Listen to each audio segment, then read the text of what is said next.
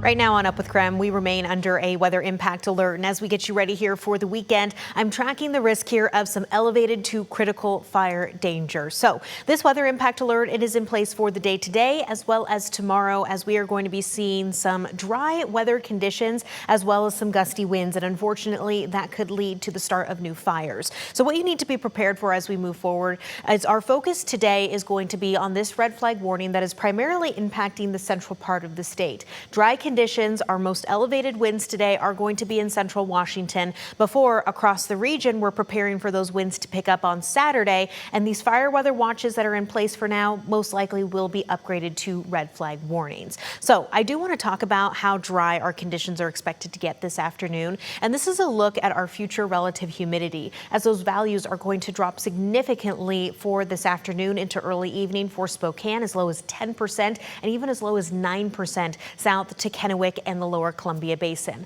Of course, our conditions, they improve overnight, but then we drop again tomorrow afternoon. So this, along with the elevated winds, is why we have that fire risk. Let's get into the timing of those winds, because through this afternoon, gusts toward central Washington are going to be around 25 miles per hour. It is still going to be a little bit breezy for eastern Washington and North Idaho, but as we fast forward into tomorrow, look at how widespread our elevated winds are going to be, really spanning from central through eastern Washington and through the North Idaho Panhandle. In fact, tomorrow we could even see gusts as high as 40 miles per hour, and that's why we have that critical fire weather danger impact for Saturday. Air quality alerts remain in place here through the rest of this morning. They again could potentially be expanded. We have been waking up to some unhealthy air quality up toward North Idaho and Bonners Ferry, as well as Sandpoint. We've also been seeing some unhealthy air quality south to parts of northern Oregon and into the Walla Walla area.